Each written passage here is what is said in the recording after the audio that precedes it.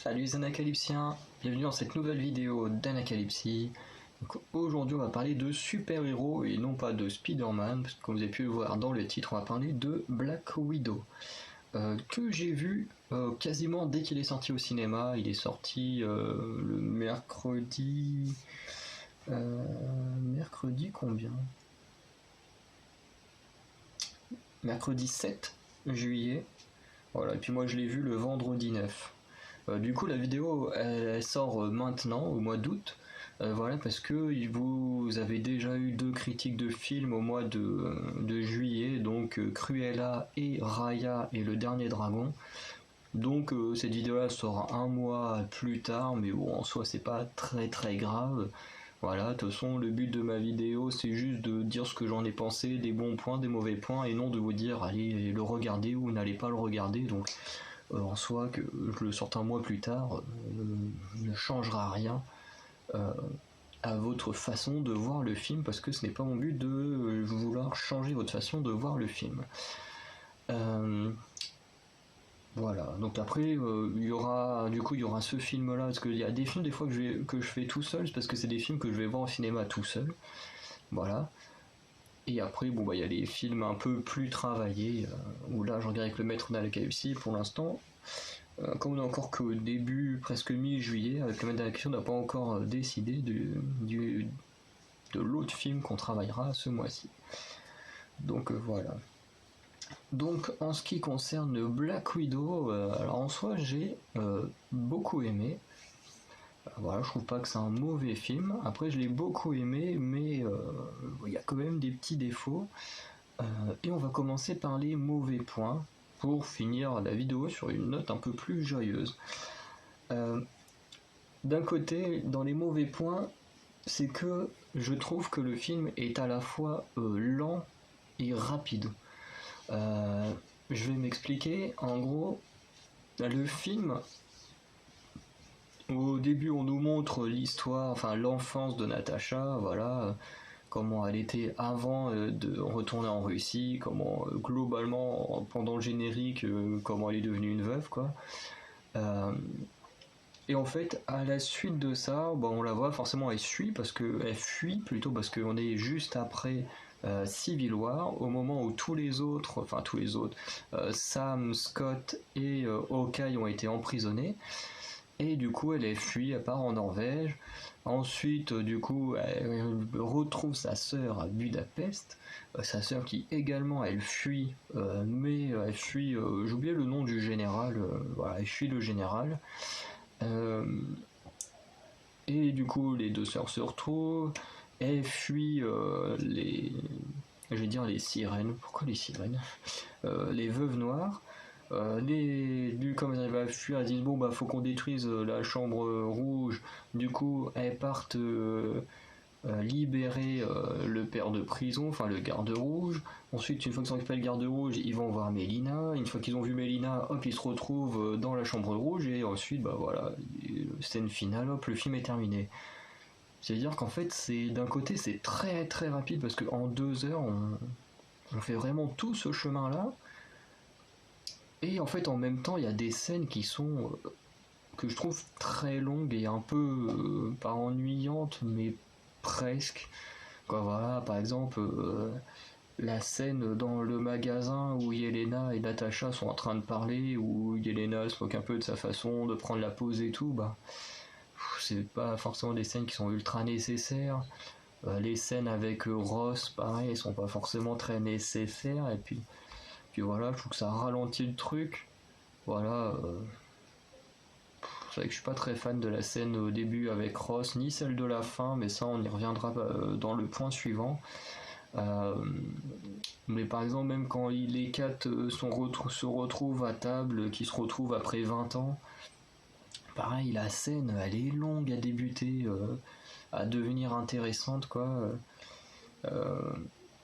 Voilà, enfin c'est plein de petites scènes comme ça. Voilà, donc je suis pas super fan. Beaucoup de moments hein, vraiment très lents.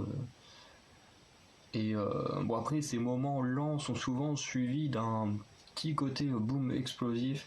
Par exemple le moment où le garde rouge chante la chanson que Yelena aimait chanter quand elle était enfant pour l'apaiser. Bah voilà, il chante, c'est vrai que c'est assez long parce que il commence à chanter quand il est debout, puis il s'assoit, il commence à chanter, on voit que Yelena commence à sourire, à chanter avec lui. Du coup, c'est assez long, la scène enfin, ce moment-là doit bien durer presque 1 minute, je pense. Et du coup, c'est très très long, et puis là d'un coup, boum, on a toutes les lumières qui s'allument, là ils se font attaquer, c'est très rapide du coup l'attaque en plus. Mais voilà, ce qui fait que pour moi, je trouve que d'un côté, quand on est sur certaines scènes, on est là en train de se dire oh, putain c'est long machin, et puis d'un coup bah boum t'as de l'action, et puis après hop là on remonte sur un truc assez posé mais un petit peu long, et ensuite bah ouais, pour moi ça varie que comme ça, donc après c'est vraiment là un point de vue très très personnel, parce que moi c'est comme ça que j'ai vécu le film, voilà. Donc après, il y en a qui l'ont forcément vécu autrement, ce qui est tout à fait normal, mais moi je sais que je l'ai vécu comme ça, avec des moments qui étaient très lents, des fois je me disais, bon bah, quand est-ce qu'il va se passer quelque chose, et puis bah, après quand il se passait quelque chose, bah hop, ça allait très vite. Ensuite, le deuxième point des mauvais points, ce sont les problèmes de cohérence. Voilà, donc j'avais vu déjà ça sur la chaîne du Geek, voilà, sur la chaîne du Geek. Qui avait fait un live autour de l'épisode 4, non de l'épisode 5 de Loki, et justement il avait un tout petit peu parlé de Black Widow, en disant qu'il y avait justement une incohérence, et qui effectivement est vraie, c'est que dans Infinity War, ou dans Infinity War ou Endgame, je sais plus, Natasha fait la mention que voilà, elle a qu'une seule famille, c'est les Avengers, machin, voilà. Et le problème, c'est que là, à la fin du film, elle nous sort, bah tiens, maintenant j'ai 2 familles. Il y en a une, voilà, qui va mieux, l'autre qui est brisée, que je vais essayer de recoller les morceaux avec. Et du coup, c'est un gros problème, parce que le film là se passe avant les Avengers. Donc là, d'un coup, elle te dit, oui, j'ai 2 familles et tout. Et dans le film chronologiquement qui vient après, bah, elle nous dit qu'elle n'a plus qu'une seule famille, c'est les Avengers. Donc qu'est-ce qui s'est passé entre deux, en sachant que techniquement ils se sont tous comment dire enfin, ils se sont tous réconciliés, voilà, je cherchais le mot. Donc voilà, s'ils se sont tous régulés, c'est que tout va bien. Alors peut-être qu'ils se sont fait claquer les doigts, enfin au claquement de doigts de Thanos, peut-être qu'ils ont été tués par le claquement de doigts, mais même si c'est le cas, ben ça aurait au moins été bien que dans la scène post-générique, ils nous le disent. Parce que le problème, c'est que bah, comme ils nous disent rien, bah, en gros, le film apparaît quand même étant très très incohérent. Si au moins Yelena, quand elle est sur la tombe de Black Widow, si elle avait dit au moins, ouais bah, si j'avais pu être là, et tout ça, ça nous aurait montré que bah voilà, elle avait été éclipsée par le claquement de doigts, que là, bah, on ne sait rien, on voit qu'ils n'ont pas trop fait d'efforts là-dessus. Ce qui fait que si effectivement toute sa famille a été éclipsée par Thanos, c'est plutôt logique qu'elle nous dise qu'elle a plus qu'une seule famille. Par contre, ils n'ont pas été éclipsés, ce qui n'a pas l'air d'être le cas, puisque dans la scène post-générique, il y a, je sais plus comment ça s'appelle, mais la comtesse vient offrir un nouveau contrat à Yelena, donc ça veut dire que ça fait déjà un moment qu'elles travaillent ensemble et tout, donc techniquement, dans le cas de Yelena, elle n'a pas pu être éclipsée. Donc voilà. Du coup, c'est une sorte de petite incohérence, mais il y en a un peu partout dans le film. Voilà, par exemple, on peut juste prendre cet exemple-là. C'est l'exemple des fioles rouges là pour libérer les veuves du contrôle mental qu'elles subissent. Et en fait, on a un moment, on a Yelena qui arrive pendant que Black Widow se fait tabasser, elle arrive, elle balance le truc il explose avec toutes les fioles techniquement. Voilà, le truc il explose, du coup toutes les veuves vont mieux, quand Black Widow se relève, elle ramasse 2 fioles qui sont au sol. Voilà. Donc déjà, comment dans l'explosion ça se fait alors qu'elles étaient toutes attachées ensemble, quand ça se fait qu'il y en ait 2 qui n'aient pas été détruites dans l'explosion, déjà ça c'est pas ouf ouf. Mais bon, disons que il y en a qui ont pu, comme si l'explosion vient de l'extérieur, on va dire que les fioles à l'intérieur, à la limite, ont pu voilà, résister un petit peu à l'impact, même si techniquement c'est déjà un peu trop, hein, un peu trop gros. Ensuite, bon, t'as le machin qui s'écrase, elle se bat contre Taskmaster, elles atterrissent au sol. Et là, comme par hasard, qu'est-ce qui se trouve? Pile qui est tombé là où il y a. Alors, je sais que Black Widow les prend sur elle et tout, mais comme par hasard, au moment où elle en a besoin, boum, il y a une fiole qui est tombée entre les deux. Comme par hasard. Enfin, beaucoup de petites scènes comme ça qui sont comment on dit, parce que là c'est pas vraiment de l'incohérence, parce que enfin le fait déjà que les fioles n'aient pas toutes explosé ici, parce que ça normalement ils auraient dû tout exploser. Après le fait que la fiole tombe pile poil entre elle et le Taskmaster, bon bah ça c'est plutôt clairement une incohérence, parce que tu te dis à aucun moment elle a eu l'idée de les enlever, elle a quand même fait une chute libre de d'on ne sait combien de mètres et tout, elle s'est écrasée au sol, elle s'est même cognée contre un avion là quand elle était dans le vide. Les fioles n'ont jamais cassé, sont jamais envolées. Et puis là, juste en faisant une petite pirouette contre le Taskmaster, hop là, la fiole elle est tombée par terre. Donc déjà, il y a vraiment des trucs qui vont pas. Voilà, c'est des facilités scénaristiques. Et là, c'en est clairement une pour vaincre le Taskmaster. Mais bon, à la limite, c'est pas non plus ça qui va déranger le film, mais il y a des petits trucs comme ça, tu te dis, wow, c'est un peu lourd, quoi. Ensuite, le combat final, alors alors j'ai mis combat final, mais en gros vraiment toute la scène finale. Alors c'est pas que c'est un mauvais point sur, c'est que vraiment il y a des trucs qui sont vraiment bien, voilà, et il y a des choses qui sont pas ouf ouf. Déjà un truc moi qui, alors pas qui me dérange, mais où je suis un peu déçu, c'est qu'on ne voyait pas plus Yelena se battre. Voilà, elle est censée être une super veuve, elle est censée être chef d'une unité de veuves, donc c'est que techniquement elle a quand même un super niveau. Et au final, on la voit pas se battre dans la phase finale. Donc après, je sais que le film il est là justement pour créer, enfin pour justement oui créer Yelena, nous présenter Yelena, et puis qu'à la suite, voilà, elle prenne la place de Black Widow en tant que veuve noire dans l'univers du MCU.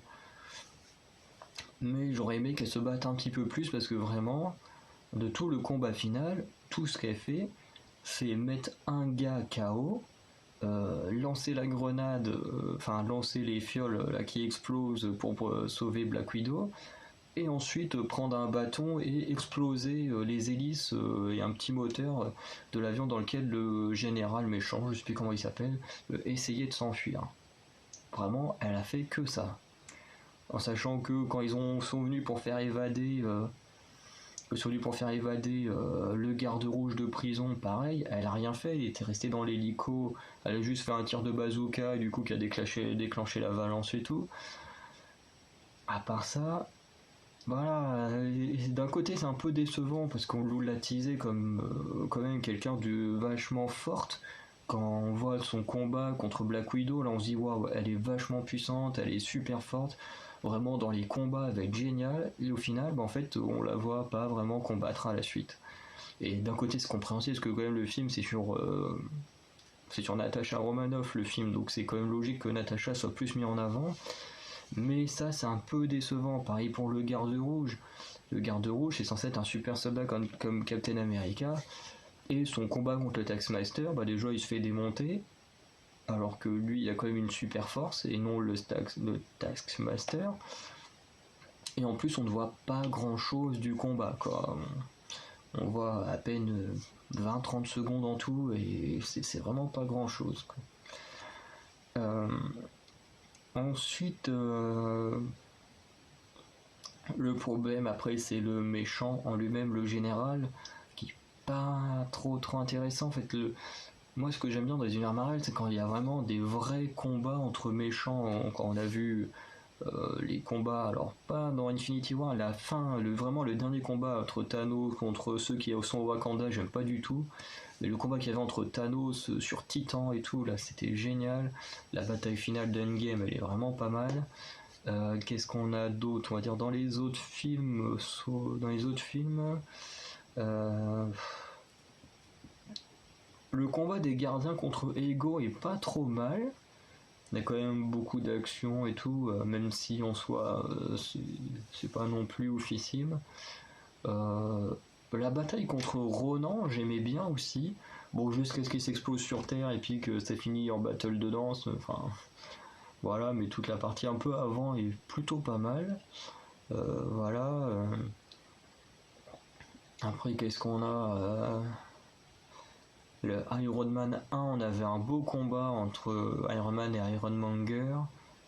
Euh, Après, qu'est-ce qu'on a Captain contre Bucky, c'était énorme le combat.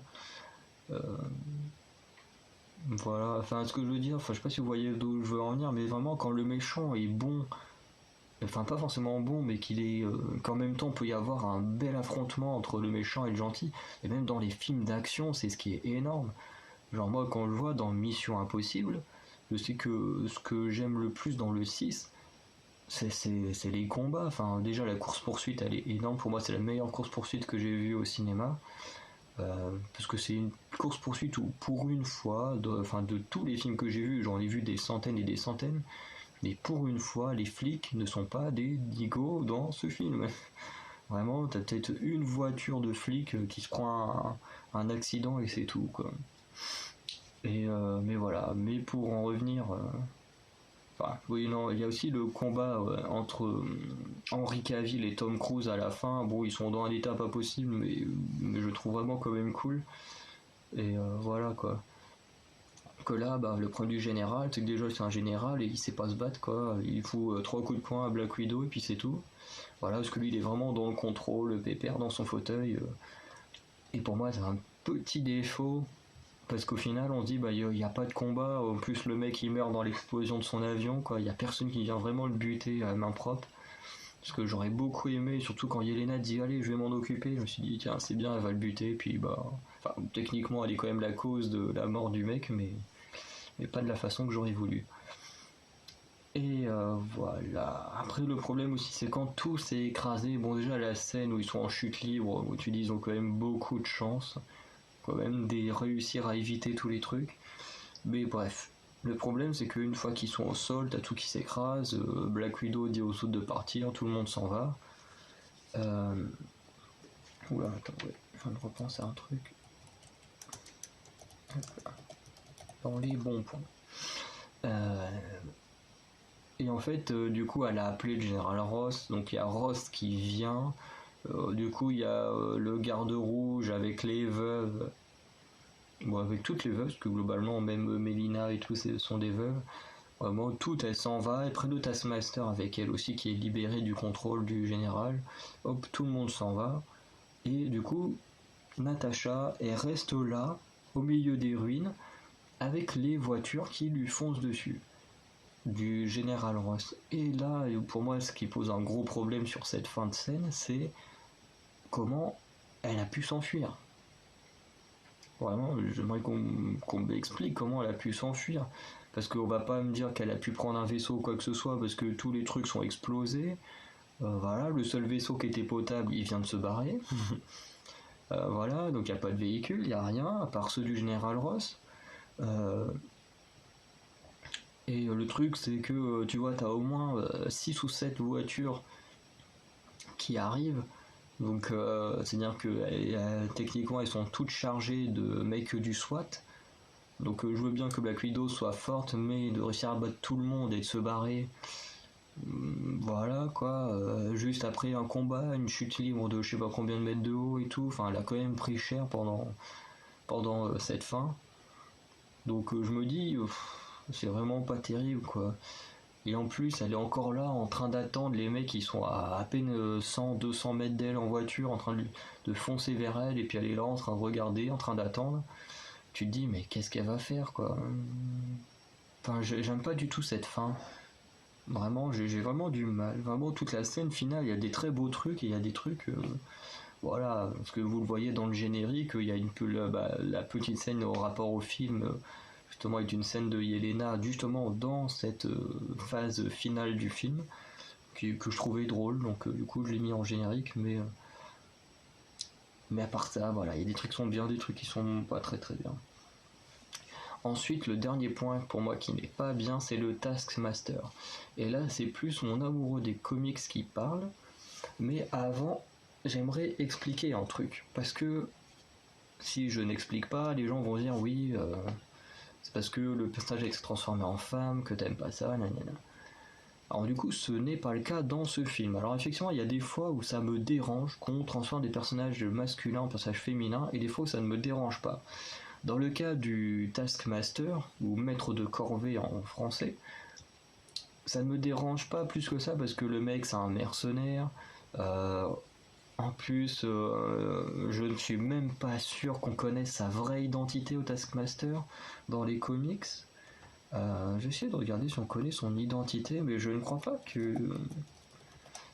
qu'on connaisse réellement son identité.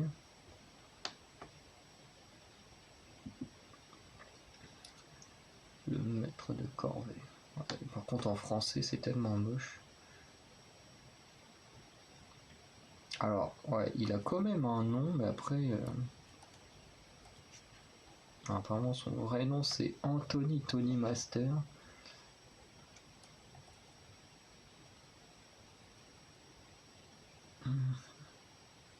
C'est également fait passer pour Captain America. Tiens, c'est pas compliqué pour lui.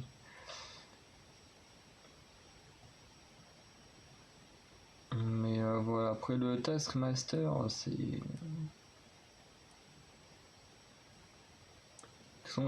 un mercenaire. Par exemple, dans certains dessins animés, comme celui de Spider-Man, c'est un mec dont on ne connaît pas du tout l'identité, qui porte un peu des masques, comme dans Tom Cruise. Hein, il porte des masques pour qu'on ne voie pas son vrai visage et tout. Enfin, c'est un personnage assez cool que moi j'aime beaucoup.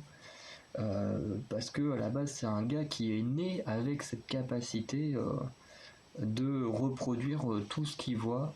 Et du coup, il est ultra puissant. Enfin, pour moi, très peu de personnes, on va dire, de carrure égale ne peut le battre en un contre un, parce que techniquement, dès qu'il voit tous tes mouvements, il peut les reproduire et les faire. Quoi. Faut être plus malin que lui. Enfin, même ça, c'est compliqué. Enfin, vraiment, c'est compliqué de battre le vrai Taskmaster.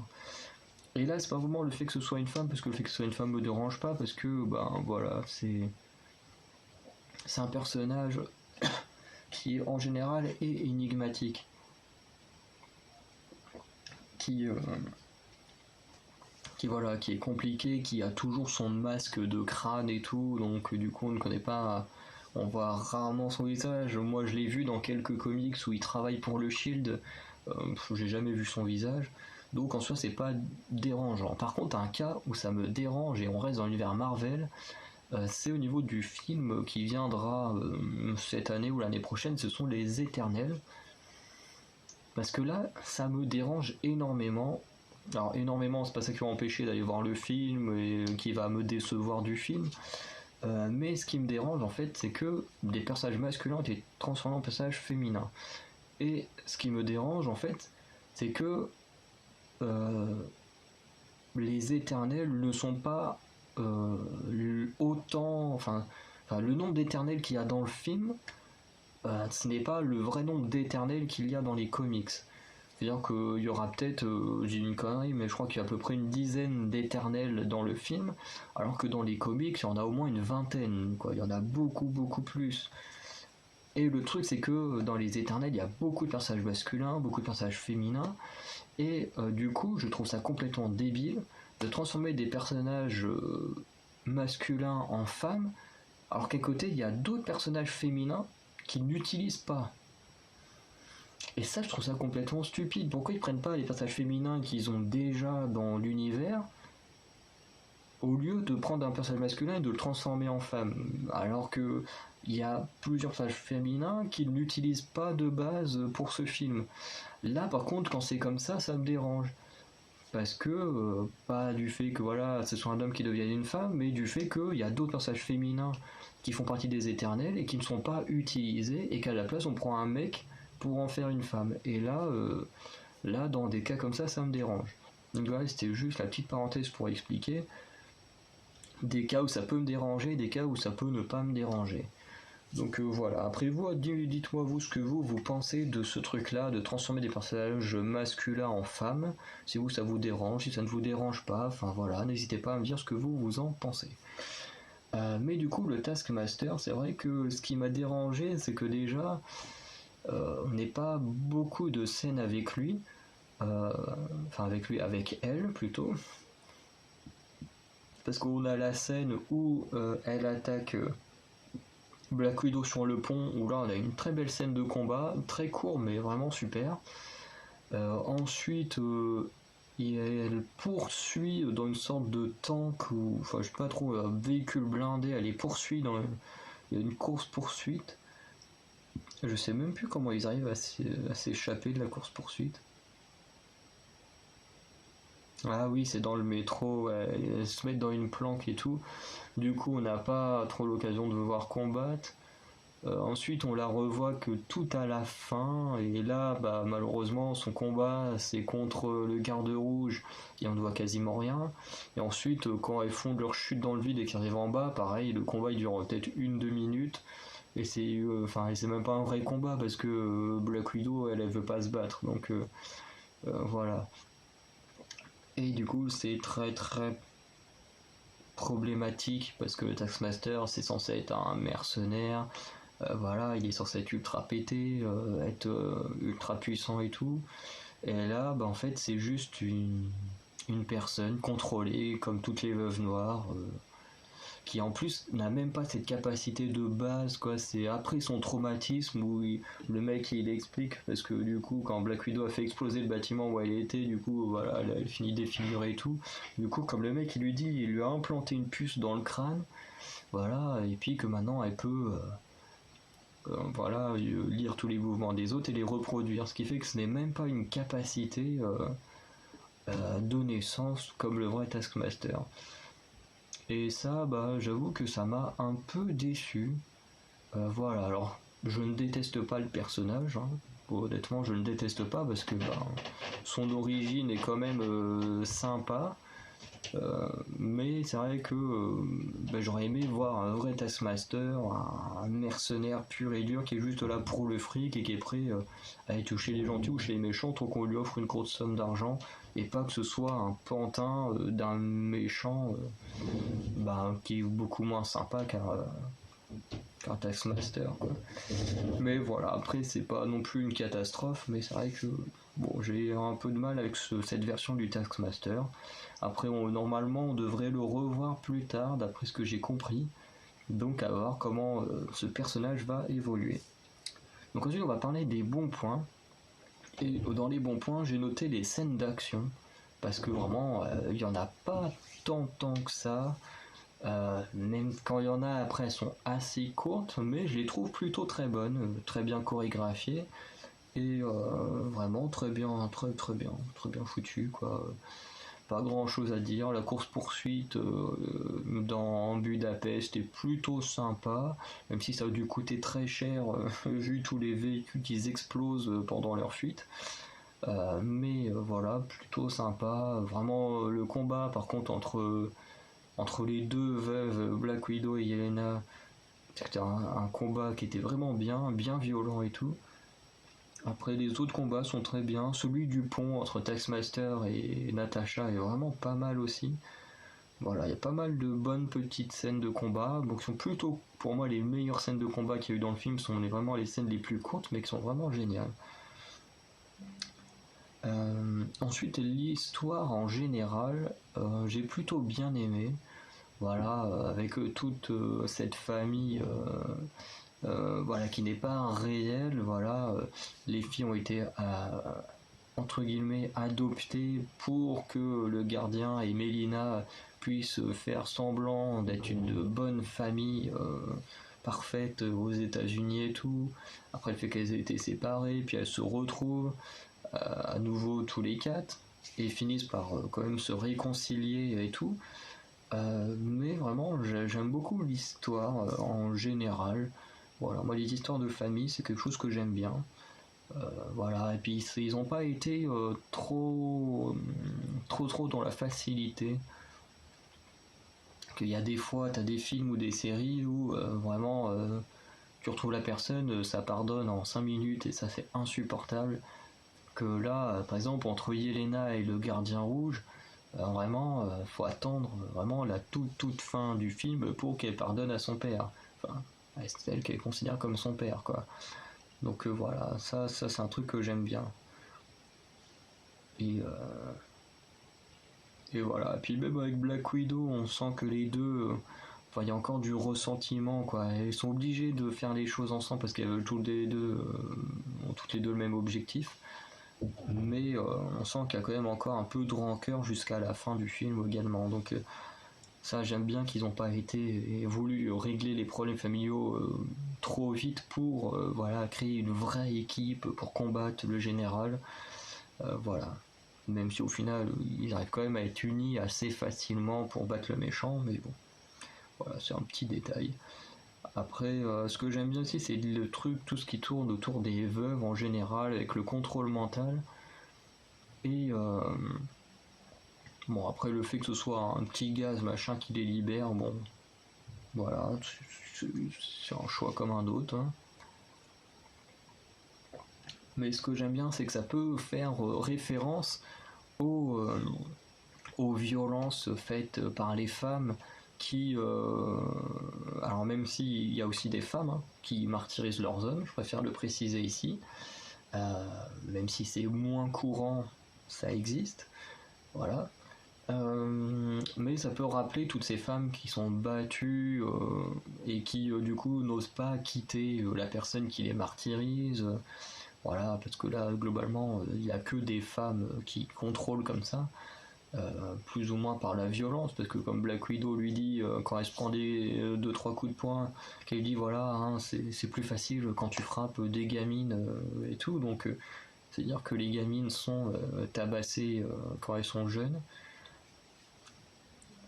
Donc voilà, après toute l'histoire, tout ce truc de contrôle mental, ça rappelle aussi le trafic d'enfants qui existe réellement, je vais dire en France, mais partout dans le monde, quoi, ça existe ce trafic d'enfants. Notamment avec comment il s'appelle le belge, putain il y a un belge père de famille justement qui Marc Dutroux je crois, ouais c'est ça, qui est suspecté de faire partie d'un réseau justement de trafic d'enfants, donc voilà.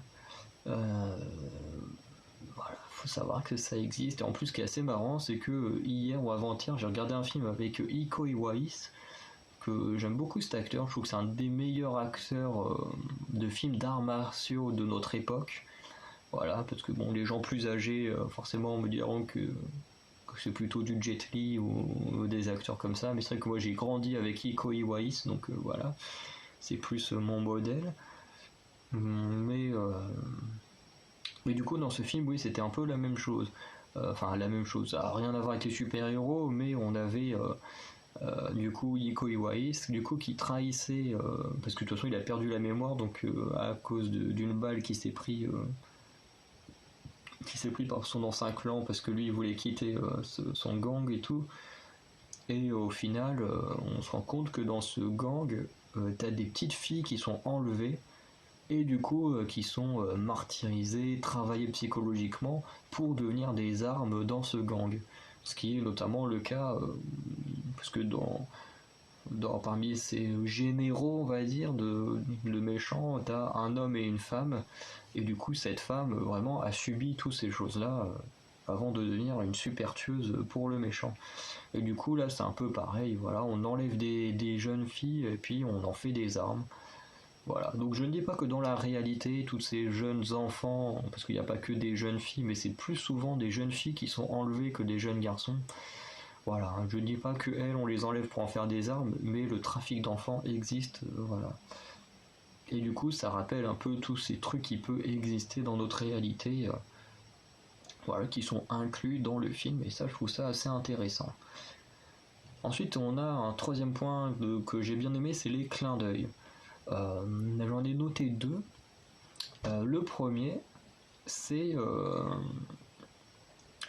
quand on voit le Taskmaster pour la première fois, il est en train de regarder une vidéo, et en fait quand il regarde cette vidéo, on voit Hawkeye et Black Panther en train de se battre. Et on peut se dire, bah tiens, c'est une vidéo comme ça juste pour dire, bah tiens, voilà, on montre ce qui s'est passé pendant Civil War. Et en fait, non, parce que tout à la fin, lors du combat entre le gardien rouge, enfin le garde rouge, et, comment il s'appelle, et le Taskmaster, du coup, on le voit en mettre en position et sortir les griffes, comme le fait également Black Panther dans Civil War. Donc, c'est très intéressant de se dire que c'est pas juste une scène mise comme ça de manière bah voilà, juste histoire de dire voilà, on fait un clin d'œil à Civil War. Ça sert également à la suite du film, puisque bah, du coup quand le Taskmaster combat le garde rouge, du coup il opte les techniques de combat de Black Panther, donc c'est vachement cool. Ensuite il y a également à un moment quand elle est dans sa caravane en Norvège, Black Widow a une petite boîte dans la main qui est une boîte de teinture.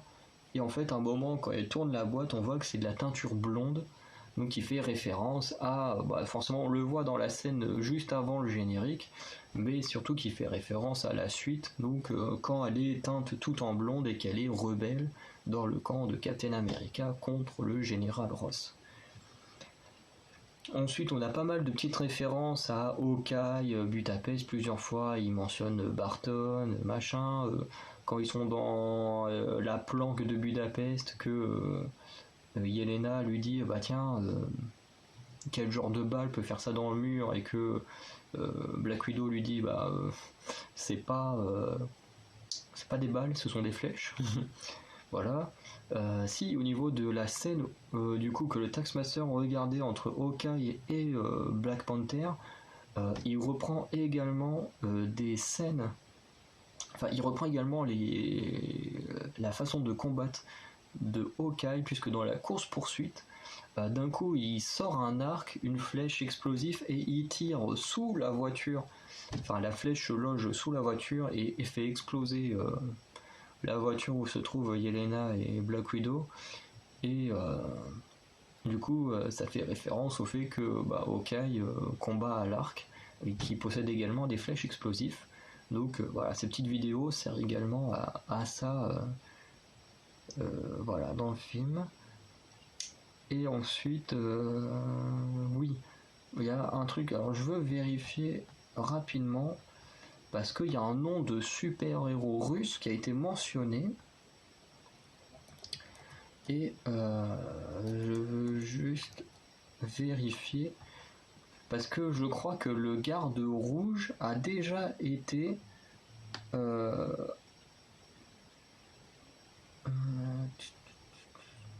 problème c'est qu'il y a plein de gardes rouges.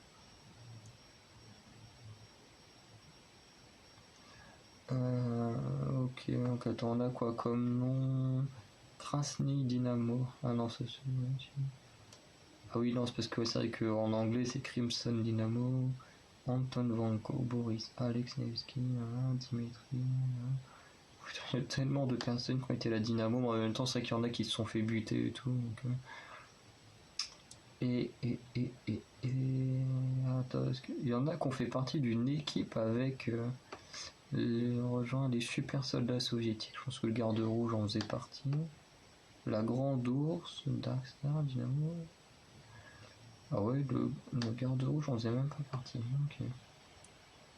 Non, bon, on va chercher directement le garde. Bon, c'est.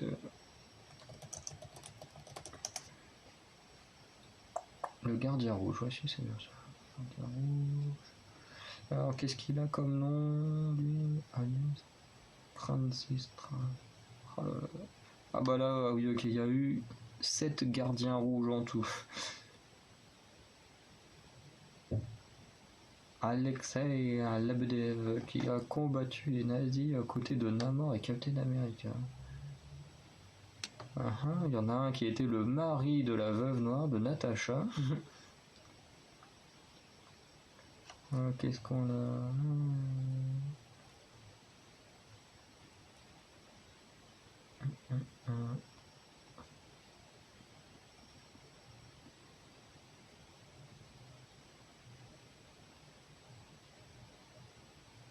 Ah, c'est bien ce que je pensais. Alors, ce n'est pas le Alexei qu'on a vu dans le film, mais il y a bien un moment dans les comics, un gardien rouge qui était la Dynamo Pourpre plutôt. Alors, Dynamo Pourpre, c'est un personnage en gros qui a une énorme armure. C'est comme une armure d'Iron Man, enfin plutôt comme l'Iron Monger, mais en, en beaucoup plus balèze. Je vais vous la montrer. La Dynamo Pourpre.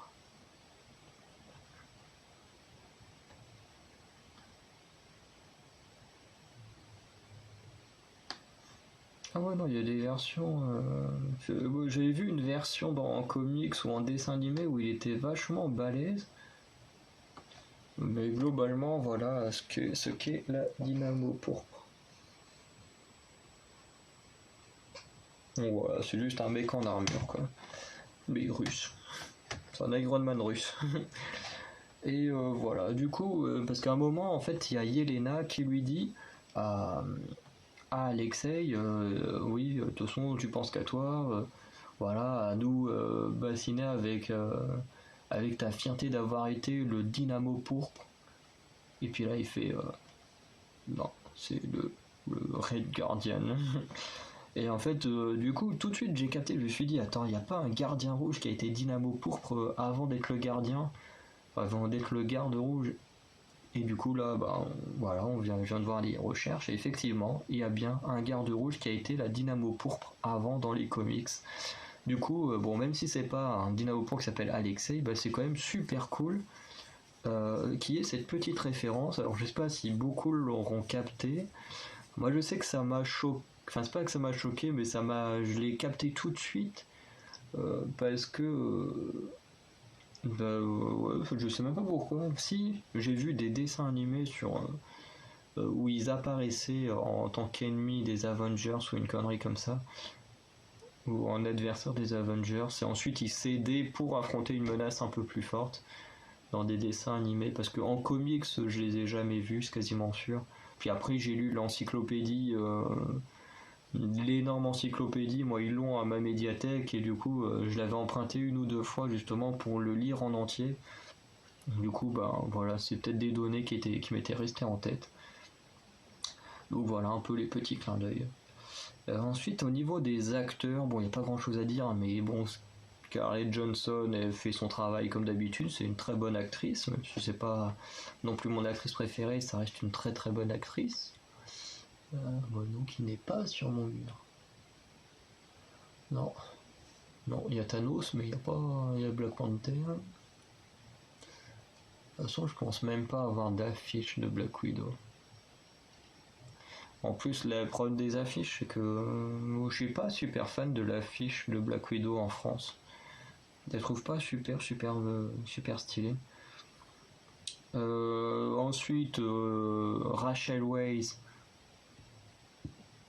c'est un gros plaisir de la revoir parce qu'en plus c'est une très bonne actrice. Et pareil, je l'avais pas revue depuis La Momie 2, pour dire depuis le nombre d'années, plus de 20 ans, enfin plus de 20 ans entre guillemets, parce que bon, il y a 20 ans j'avais 6 ans, donc voilà, mais je sais que La Momie c'est sorti dans les années 90, début 2000, mais bon forcément j'ai découvert ça un petit peu après. Euh, mais voilà, pour moi, Rachel Weisz c'était Evelyn Carnahan, hein, l'une des héroïnes de La Momie. Et du coup, la revoir là aujourd'hui, ça fait vraiment plaisir. Surtout qu'effectivement, un moment, ce qui est assez drôle, c'est que le gardien lui dit: ouais, en 20 ans, t'as pas changé, t'es toujours aussi belle, machin. Et c'est vrai que quand on la regarde, on se dit: c'est vrai qu'en 20 ans, elle a pas l'air d'avoir vieilli. Alors, peut-être sûrement de la chirurgie, mais au moins, sa chirurgie, elle est réussie si elle en a fait, parce que vraiment, elle a pas l'air d'avoir vieilli, quoi. Et en tout cas, elle était super douée, super cool. Ensuite, l'acteur qui joue le méchant était quand même un très bon acteur. Euh, je l'ai trouvé très bon, donc je me souviens pas du nom du gars. Peut-être regarder comme vite fait, parce que bon, le pauvre. Parce que bon, après, tous les autres personnages, voilà, c'est pas essentiel. Le général Dreykov, voilà. Ray Winston, je l'ai déjà vu dans autre chose, lui. Mais franchement, je l'ai trouvé un très bon acteur. Alors, comme je disais, j'ai pas du tout aimé le fait qu'il soit faiblard et tout, que bah du coup faire un film dans Narnia, Mr Beaver, je sais pas si c'est ça. Indiana Jones, le royaume de cristal, George Mac. Blanche-Neige et le chasseur, le nain trajet. Point Break, je me souviens pas du Point Break. Il a fait quand même pas mal de. Enfin, il a joué dans pas mal de films ouais, que j'ai vus, mais dont je ne vois pas forcément les rôles. Après, dans Indiana Jones, je crois que c'est le traître. On va vérifier, mais je crois que c'est le traître. Ouais, c'est le traître. Donc ouais, on va dire que les deux seuls rôles, enfin ce rôle-là est le seul dont je me souviens de lui, c'est un traître. Mais vraiment, attends, Olga Kurilenko, j'avais même pas reconnu, c'est qui joue le Taskmaster. Elle a joué dans Oblivion avec Tom Cruise, moi j'avais même pas reconnu. Mais voilà, Ray Winston, vraiment très bon en méchant, même si c'est dommage que son rôle soit juste un gros richou qui dirige de loin et que ce soit pas un combattant, mais honnêtement il jouait super bien son rôle. Et puis bah du coup le garde rouge David Harbour, pareil, je sais pas si je l'ai déjà vu ailleurs, vraiment pareil, très très bon. Un des rares personnages que j'ai trouvé amusant. Moi, il a réussi à me faire rire quelques fois, ce qui est quand même assez compliqué de me faire rire ou sourire. Voilà, ce qui lui, il a réussi, donc c'est plutôt pas mal. Non, lui, en tout cas, je l'ai vu dans aucun autre film, enfin, à part La Guerre des Mondes, mais en même temps, il joue un figurant, donc bon. Non, je l'avais jamais vu avant, du coup, c'est une belle découverte. Cet acteur David Harbour, j'ai vraiment trouvé génial, même si c'est pas le garde rouge super classe des comics, parce que normalement le garde rouge c'est vraiment Captain America mais russe quoi.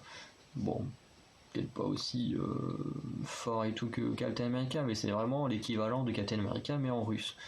Bon là on voit c'est un gros alcoolique, il sort de prison, il est tatoué de partout, il est complètement déphasé quoi, son cerveau est complètement à l'ouest, mais vraiment je le trouve génial, vraiment le moment où il essaye de réconforter Yelena et puis qu'il parle, voilà, qui raconte comment son père lui a pissé sur les mains et tout, c'est totalement hors de propos et tout, enfin vraiment j'aime beaucoup ce personnage et l'acteur qui joue super bien le rôle. Et ensuite le dernier point positif, voilà, si vous connaissez les langages, enfin comment analyser les langages et tout, vous allez vous rendre compte que déjà de 1, il y a une actrice dont je n'ai pas parlé, mais surtout dans ma façon de parler, on voit que c'est quelqu'un que j'ai beaucoup apprécié. C'est le personnage de Yelena Belova. Et du coup, je suis en train de regarder vite fait la filmographie de Florence Pugh, je sais pas trop si ça se prononce comme ça. Oui, elle a eu beaucoup de récompenses. Pourquoi elle a pas fait tant de films que ça, commençant en 2014 avec... Ah oui, elle est plus jeune que moi. Enfin, elle a qu'un an d'écart, mais elle est quand même plus jeune. Voilà, donc vraiment une très belle découverte, l'actrice est vraiment super, je trouve qu'elle joue super bien son rôle, comme beaucoup de youtubeurs dont j'ai regardé qui ont fait des critiques sur le film, vraiment, pas forcément qu'elle sauve le film, mais c'est vraiment le personnage que quasiment tout le monde a préféré dans le film, quoi. Enfin du moins chez les youtubeurs ou même les gens qui ont pu commenter en dessous, c'est vraiment un personnage qui, qui a mis à peu près tout le monde d'accord, on va dire. Voilà, en plus, elle va être dans Hawkeye. Franchement, imaginez-vous. Là, Florence Pugh, bon, moi je viens juste de la découvrir, mais pour ceux qui la connaissent déjà et qui l'aiment bien, imaginez Florence Pugh avec Jeremy Renner, que j'adore énormément, et Hailee Steinfeld, que j'adore énormément également, mais ces trois-là, dans la même série, ça peut envoyer du lourd. Vraiment, j'ai hâte de voir la série Hawkeye. Déjà que rien que quand Hailee Steinfeld a été castée en Kate Bishop, j'avais déjà très envie de voir la série, mais là en voyant ce film et ayant adoré Yelena, j'ai tellement hâte encore plus de voir Hawkeye. Et du coup, c'est vrai que l'actrice joue trouve très très bien son rôle. Je l'ai trouvé super, même si du coup elle est un petit peu effacée, mais c'est normal parce que le but étant de la présenter et non pas de raconter totalement son histoire, comme c'est le cas de Black Widow. On veut vraiment un peu conclure le chapitre Black Widow. Mais dans le cas de Yelena, elle a quand même une histoire qui est quand même très touchante, puisque elle a toujours dans sa tête, elle est toujours restée dans le fait que ces gens-là étaient sa famille. Elle les a toujours considérés comme une famille, malgré le fait que voilà, elle soit devenue une veuve, qu'elle a été contrôlée par la Chambre Rouge, le fait que sa sœur l'ait abandonnée et tout, malgré tout ça, elle les a toujours considérés comme étant sa famille. Et c'est vrai que le moment où ils sont à table, où globalement elle s'énerve, elle est au bord des larmes et tout, cette scène, elle est. On va dire qu'elle est super triste, mais moi ça m'a fait quelque chose. Vraiment, j'ai adoré cette scène. Puis après, quand elle part bouder et tout, et puis que Loki il vient raconter ses conneries et tout, j'adore cette scène-là aussi. Voilà, et puis après, elle essaye de terminer le travail en détruisant la chambre rouge, ce qu'elle réussira.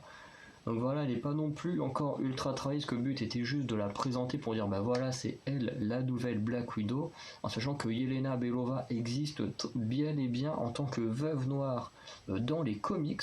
Donc voilà, au cas où certains ne le sauraient pas, euh, Yelena Belova est bel et bien une veuve noire dans les comics. Alors je ne connais pas plus que ça la vraie histoire de Yelena Belova, mais en tout cas c'est également une fille qui a été la veuve noire dans les comics. Parce que voilà. Et vraiment j'ai beaucoup aimé. Vraiment son personnage je le trouve génial parce que vraiment c'est la seule qui croit en cette famille malgré tout ce qu'elle a subi, toute l'horreur qu'elle a subi, tout le mal qu'elle a dû causer. Voilà, malgré le fait qu'elle était abandonnée par les trois, voilà, elle continue à croire en cette famille et tout. Enfin, vraiment, elle est. Je pense que c'est ce qui la maintient en vie, en fait, de croire en tout ça. Et du coup, quand elle apprend que en fait tout ça n'était qu'un mensonge et tout, vraiment sa réaction, j'aime beaucoup. Vraiment, c'est pas un pétage de plomb à la con comme on peut voir dans beaucoup de films. C'est vraiment voilà. Je me casse, faut que je réfléchisse. On vient pas me faire chier. J'aime beaucoup ce genre de personnages qui sont plus dans la réflexion plutôt que dans je m'énerve et puis je casse tout de suite quoi. Et puis voilà, j'ai trouvé la scène quand même assez touchante, même si voilà, c'est pas non plus une super scène non plus, mais j'ai trouvé ça très touchant. Plutôt que les histoires de famille, moi c'est toujours quelque chose que j'adore, les histoires entre frères, entre sœurs et tout, c'est ce que j'aime beaucoup. Donc voilà, j'ai adoré. Donc voilà, un peu les bons points, les mauvais points de Black Widow. Pour moi, si un petit défaut quand même, c'est la sortie du film. Parce que j'ai oublié de dire ça dans la scène finale, mais c'est que le film il sort après Avengers 4. Ce qui fait que dans Avengers 4, elle meurt. Ce qui fait que là, par exemple, quand elle se fait tabasser, elle combat toutes les veuves noires qui sont dans le complexe, puisqu'on sait qu'il y en a plein d'autres sur toute la planète, mais elle combat ceux qui sont dans le complexe. Et vraiment, elle se prend une raclée, t'en as une qui la tient au niveau du cou, prêt à lui briser la nuque une fois que les autres l'auront bien tabassé. Mais en fait, à aucun moment, on y croit que Black Widow peut mourir. Parce que, vraiment, si quelqu'un y a cru, c'est qu'il est vraiment stupide. Je suis désolé de le dire comme ça, mais faut vraiment être stupide pour croire que la vie de Black Widow était vraiment en danger dans ce film, en sachant que elle meurt uniquement dans Avengers 4. Ça, je pense que c'est un gros défaut. C'est un film, c'est ce que je disais avec mon ancien coloc, c'est un film qui aurait pu être très bon s'il était sorti avant Avengers 3, parce que là on aurait pu avoir des bonnes sensations en mode est-ce qu'elle va y passer, est-ce qu'elle va pas y passer, même si c'est pas forcément mon personnage préféré. Puis même là en un film et tout ce qu'on a vu de Black Widow dans tous les autres, je préfère largement sa sœur. Mais même sans ça, le film aurait été beaucoup mieux, on aurait été plus investi dans la vie de Black Widow. Enfin, pas dans sa vie en tant que son histoire, mais dans le fait de est-ce qu'elle va mourir ou pas, si le film était sorti avant le moment où elle est morte. Parce que là, le fait que ça sorte après, Bah du coup on sait qu'elle peut pas mourir dans ce film là vu que dans l'autre elle meurt dans ce qui vient après dans la continuité. Et c'est pour ça que je n'aime pas, alors pas que je n'aime pas, ça m'empêche pas d'apprécier les films, mais en tant que producteur, enfin moi je ne suis pas producteur, mais quand les producteurs font ça, j'aime pas qu'ils nous fassent des films d'origin story après l'apparition d'un personnage, comme il y a avec Captain Marvel, comme il y a avec Wonder Woman, Aquaman également. Tous ces films-là, j'aime pas le concept de base parce que c'est des personnages où on essaie de les mettre en danger, de te faire croire qu'ils peuvent mourir, machin, alors qu'en fait, dans les films qui sont juste avant, on a déjà vu qu'ils étaient là. Enfin voilà, Wonder Woman, on l'a déjà vu dans BVS avant qu'elle ait son premier film solo, donc je trouve ça complètement idiot parce que du coup dans ce film solo elle va être en danger et tout, alors qu'on n'y croit pas un instant puisqu'on sait qu'elle est en vie dans Batman vs Superman, Captain Marvel c'est pareil. Sauf que bon, elle a jamais été en danger, puisque bon, c'est un peu son problème, c'est que elle est beaucoup plus puissante que son méchant, donc ce qui donne une fin un peu pourrie, malheureusement. Mais voilà, ce genre de film, c'est vraiment un truc que j'aime pas. Et la Black Widow, c'est un peu pareil. J'ai beaucoup hésité à aller le voir à cause de ça, honnêtement. Après, j'ai entendu partout un peu à droite que voilà, il y avait quand même des bonnes critiques et tout. Donc je me suis dit, bon bah allez, je me tâte, je vais aller le voir. Mais à part ça, si les critiques avaient été négatives, j'aurais jamais été le voir. Enfin, du moins pas au cinéma. J'aurais attendu qu'il soit sur Disney+, mais j'aurais pas été le voir au cinéma. Euh, Parce que c'est vrai qu'un film où déjà dès le départ tu peux pas être investi sur la survie du personnage, bah ça, pour moi c'est déjà un problème dans le film. Voilà. Mais après ça c'est pareil, c'est dans ma façon de regarder les films, moi c'est quelque chose que j'aime pas, où j'ai du mal à m'investir. Parce que je me dis bah voilà le personnage, bah si on sait déjà que 10 ans plus tard il est encore en vie, bah honnêtement on sait très bien qu'il va jamais rien lui arriver dans le film de grave quoi. Donc voilà. Donc, dites-moi vous dans les commentaires ce que vous avez pensé du film, ce que vous avez pensé également de ce système des origin story ou de revenir sur un truc qui s'est passé dans le passé quand on sait déjà ce qui se passe entre guillemets dans le présent de ces personnages-là. Et dites-moi également ce que vous pensez du fait de transformer des personnages masculins en personnages féminins. Donc voilà, si vous êtes pour, si vous êtes contre, si comme moi vous êtes mitigé, ça dépend de la façon que c'est fait. Donc voilà, n'hésitez pas à me dire tout ça dans les commentaires, on pourra en débattre ensemble. Et du coup on se retrouve très bientôt pour de nouvelles vidéos. Ciao les anacalypsiens.